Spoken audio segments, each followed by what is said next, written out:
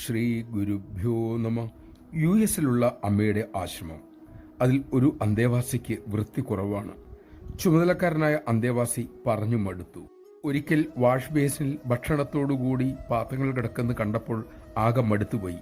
ഇതെല്ലാം വാരിക്കൊണ്ടുപോയി അയാളുടെ മുറിയുടെ മുന്നിൽ ഇടണമെന്ന് തീരുമാനിച്ചു.